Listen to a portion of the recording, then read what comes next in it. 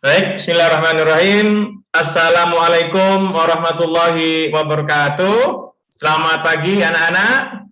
Waalaikumsalam Waalaikumsalam warahmatullahi wabarakatuh. Bapak.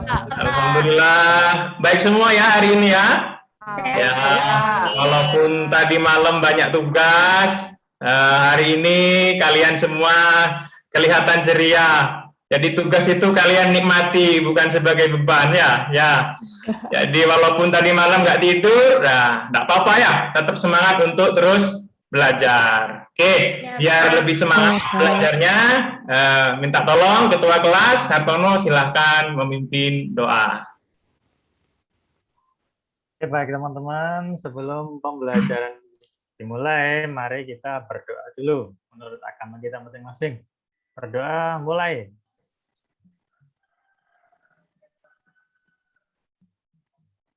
Berdoa selesai. Ya, terima kasih Hartono sudah memimpin doa, mudah-mudahan dikabulkan oleh Allah Subhanahu wa taala dan nantinya pembelajaran kita akan diberikan petunjuk dan nantinya akan menjadi ilmu yang barokah, ilmu yang bermanfaat tentunya untuk kalian dan untuk orang tua kalian di rumah ya. Baik, anak-anak biar semangat ya, walaupun ngantuk kita tetap semangat, kita bunyikan yel-yel SMK ya. Yel-yel SMK yang sudah saya ajarkan. Siap, Pak. Siap ya? Siap. Bentar.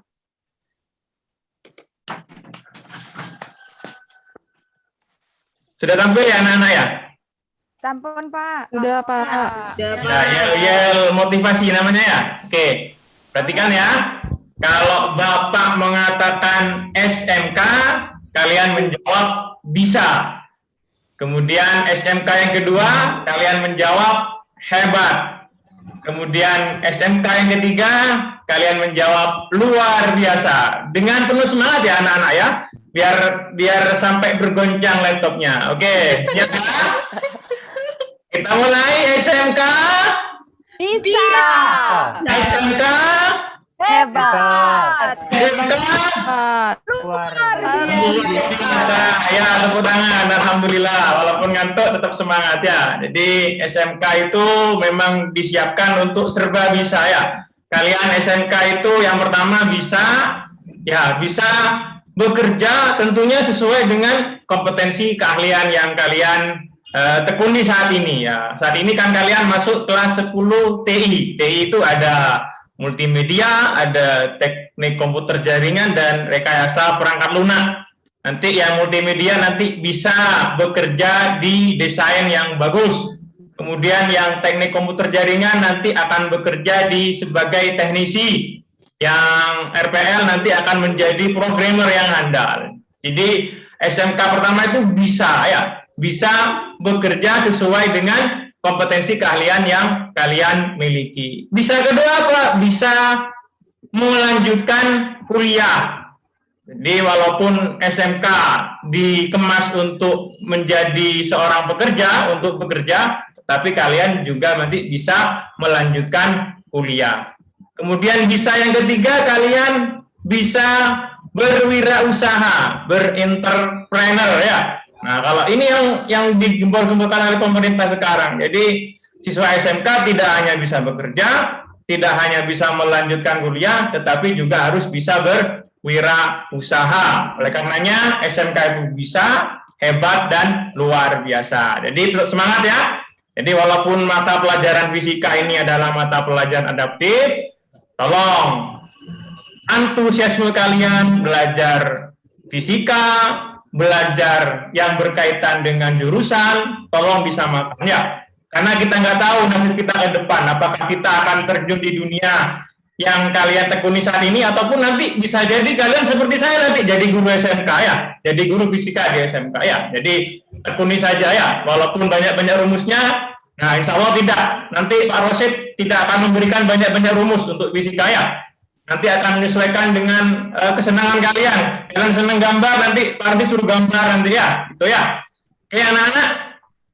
Itu pesan dari Pak Guru agar tetap kalian termotivasi untuk belajar dan terus belajar sehingga nanti kalian akan menjadi orang yang sukses. Baik, kita masuk pelajaran pada hari ini.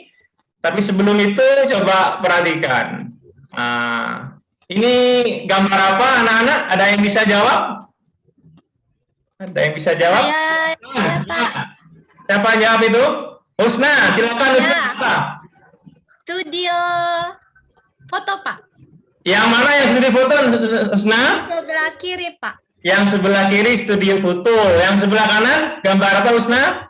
Gambar anak yang bercermin. Gambar anak yang sedang bercermin. Ini kalau anak multimedia suka ini ya. Yang TKJ biarkan dulu dah ya. Nanti tak kasih fiber nanti ya. Nah, sementara karena pelajaran optik, jadi foto-foto dulu ya. Jadi foto. Kalau kita masuk ke ruang studio foto, nah di studio foto itu banyak benda di sana ya.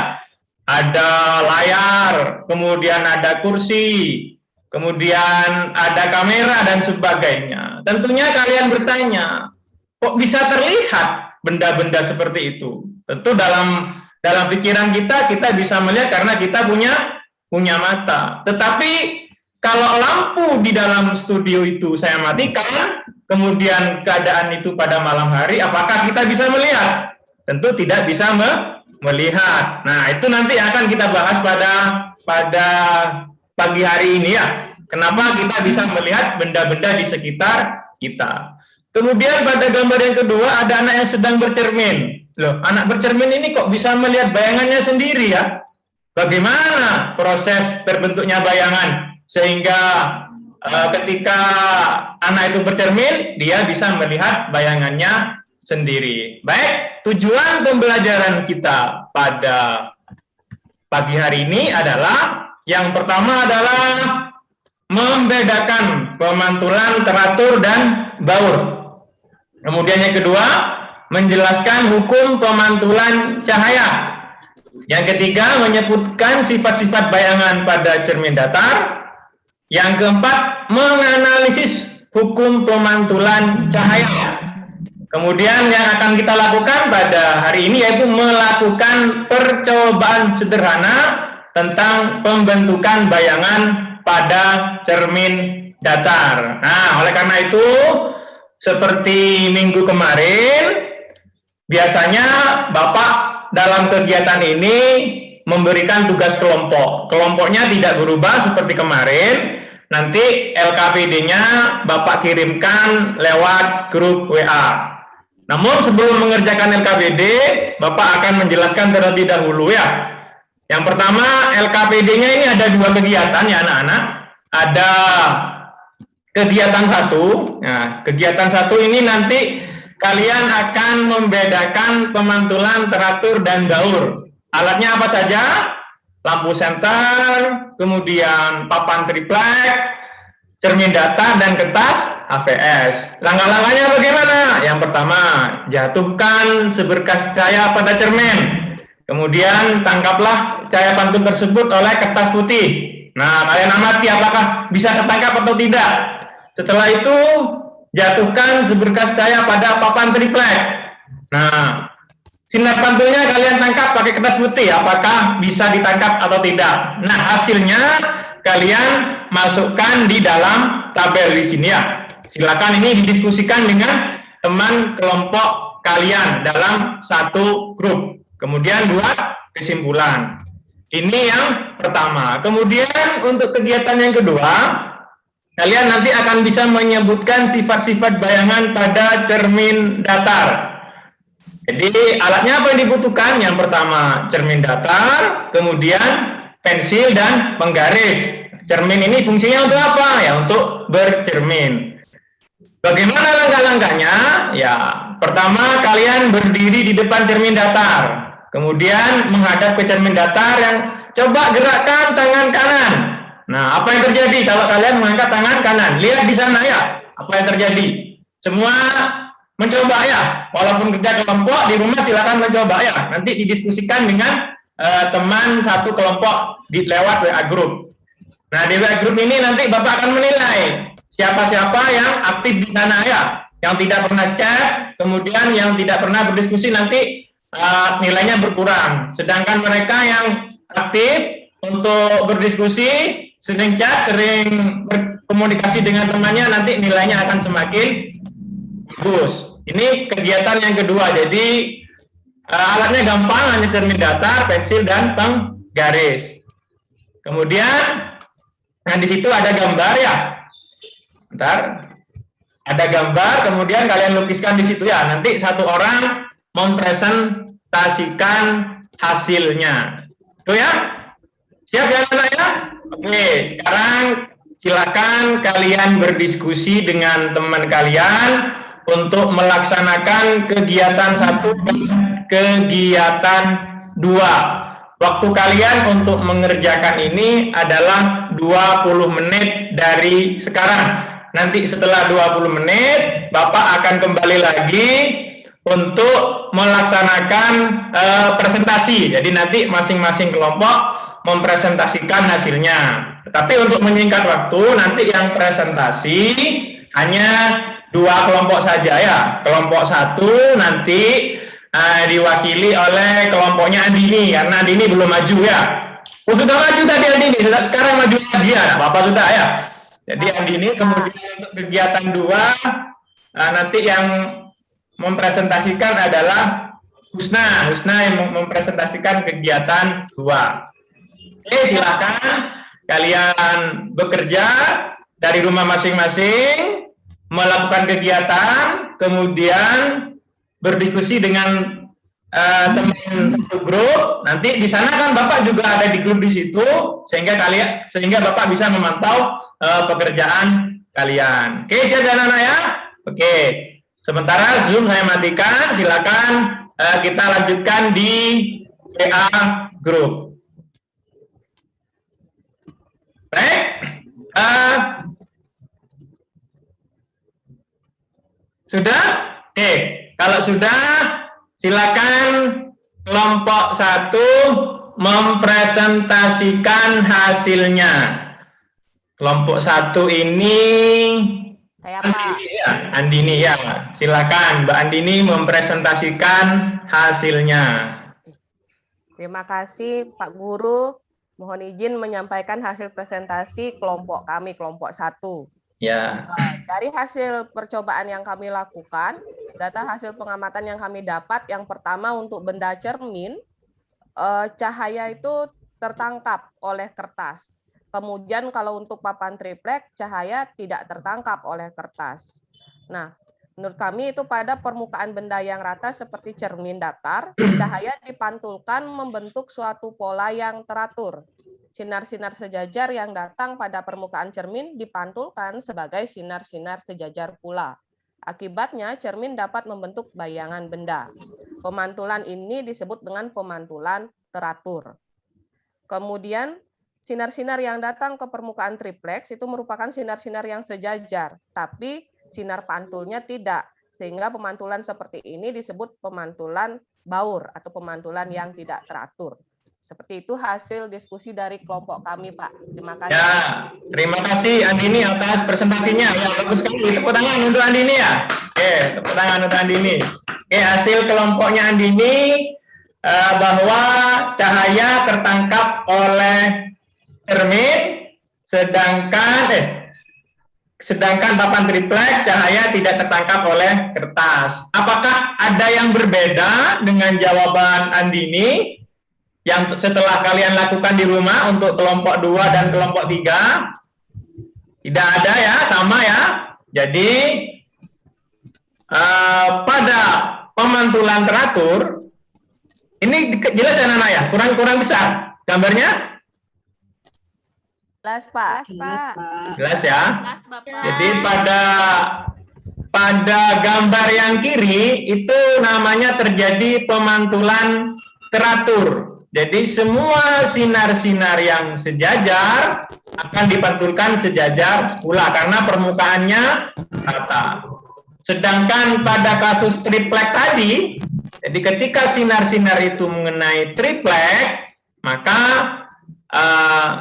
karena permukaannya tidak rata, yang datang sejajar, yang mantul tidak kemana-mana ya. Itulah yang disebut dengan pemantulan baur ya. Pemantulan baur, ada pemantulan teratur, ada pemantulan baur. Jadi pemantulan teratur adalah pemantulan yang terjadi karena berkas sinar yang jatuh pada permukaan halus atau rata. Nah, ya.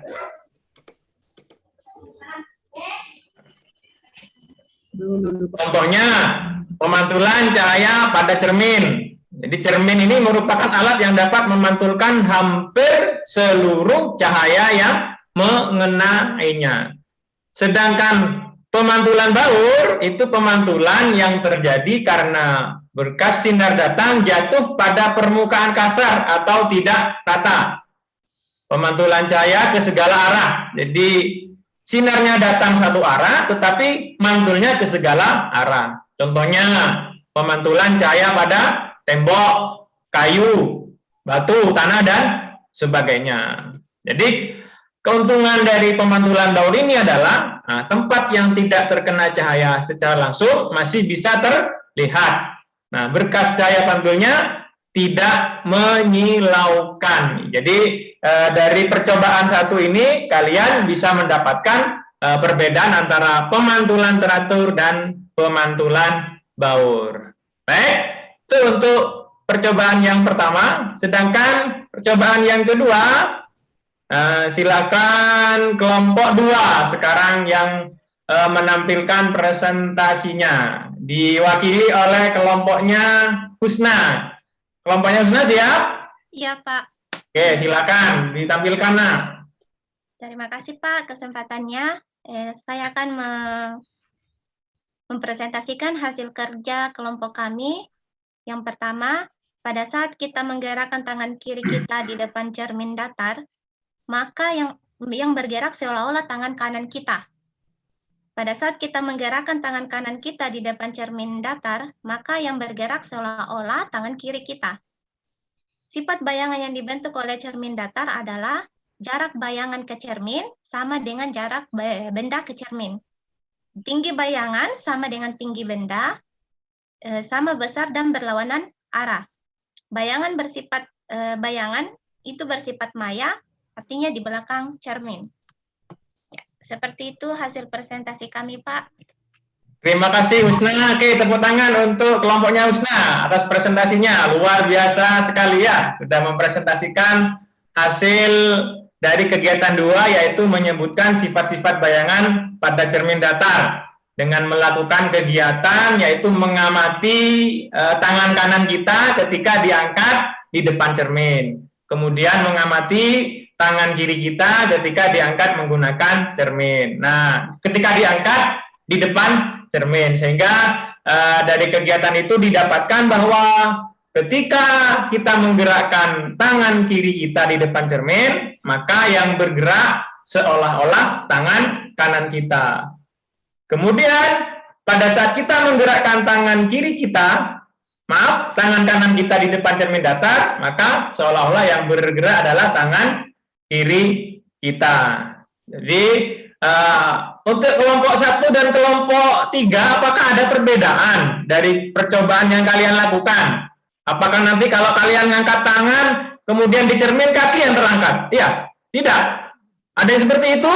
Tidak ada ya. Jadi kalau kita ngangkat tangan kanan, nah yang terangkat seolah-olah tangan kiri. Begitu yang sebaliknya. Kalau kita ngangkat tangan kiri, yang terangkat seolah-olah tangan kanan kita. Oke. Bagaimana proses terbentuknya bayangan? Nah, coba perhatikan ini ya. Jadi pemantulan cahaya itu digambarkan sebagai berikut. Jadi sinar datang, sinar pantul, dan garis normal terletak pada satu bidang datar, dan ketiganya berpotongan pada satu titik. Kemudian sudut datang sama dengan sudut pantul. Sudut datang sama dengan sudut pantul. Nah, seperti ini tadi ya. Tadi ini gambar pembentukan bayangan pada cermin datar. Ini gambarnya susu ya. Kalau tadi kamu kan gambarnya pensil ya. Susu yang sebelah kanan, kemudian ada susu di sebelah kiri ya. tulisan susu ini tertulis susu yang sebelah kanan. Nah, sedangkan yang di sini tertulis usus. Nah, analoginya bagaimana? Jadi anggap ini tangan kanan, ini tangan kiri seperti itu ya. Kemudian bagaimana proses terbentuknya? Proses terbentuknya bayangan ini mengikuti hukum pemantulan cahaya ya. Pemantulan cahaya, sinar datang sama dengan sinar pantul ya. Nah, bayangannya terbentuk bagaimana? Bayangannya terbentuk dari perpanjangan sinar pantul. Jadi bayangan ini terbentuk dari perpanjangan sinar pantul. Sifat bayangannya bagaimana?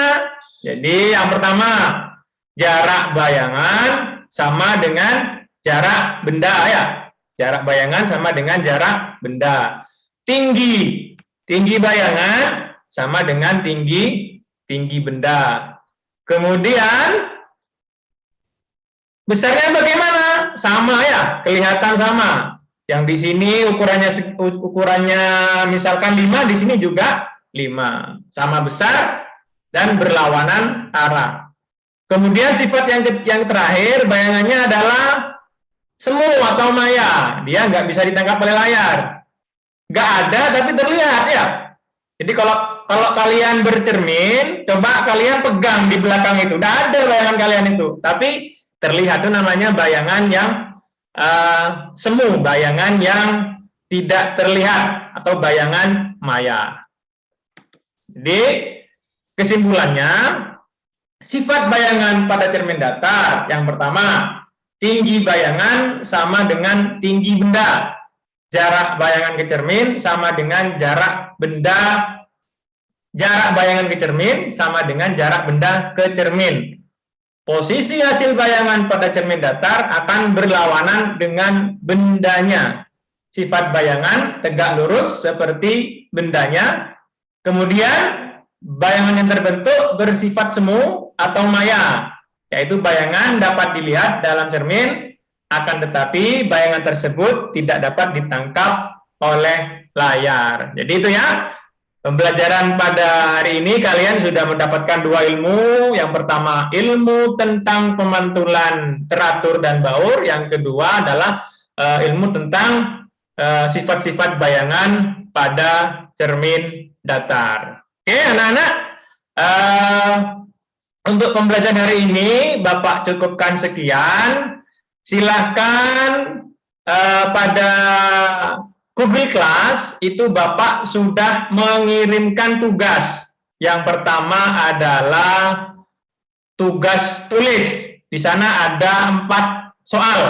4 soal itu kalian kerjakan, kemudian kalian upload di Google Class kalian masing-masing. Kalian sudah punya Google Class mulai pembelajaran pertama sampai sekarang. Google Class-nya jangan dirubah-rubah, akunnya jangan dirubah-rubah. Nama yang ada di Google Class itu harus sama dengan nama yang di absen. Sehingga nanti ketika Bapak mengoreksi pekerjaan kalian tidak kebingungan. Jadi kalau namanya Andini, tetap tulis Andini di sana ya. Jangan ditambahi yang macam-macam di depannya ya. Kalau misalkan namanya Hartono ya Hartono saja ya. Jangan ditambahi yang tidak ada kaitannya dengan nama kalian. Kemudian setelah ada penugasan di sana ada 2 ya, penugasan sama tes formatif. Tes formatifnya juga di sana sudah saya kirim di Google Class. Kalian kerjakan sesuai dengan perintah yang ada di soal di sana ya.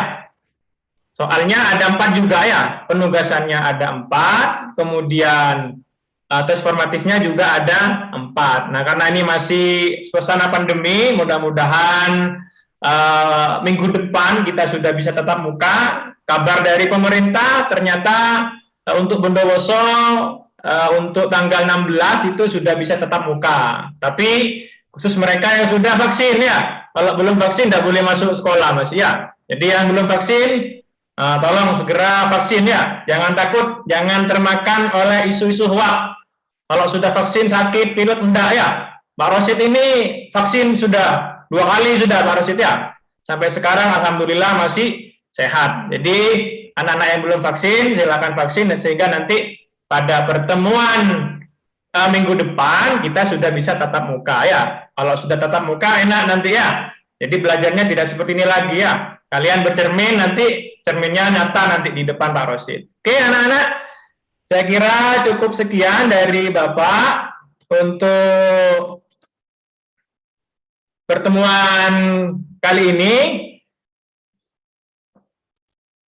Sebelum pertemuan ditutup, tadi Hartono memimpin doa, sekarang memimpin doa untuk penutup. Silakan Hartono, dipimpin doa. Ya, Pak. Terima kasih Pak Roset atas ilmunya pagi hari ini. Sebelum kita mengakhiri pembelajaran agar lebih bermanfaat, maka mari sama-sama berdoa.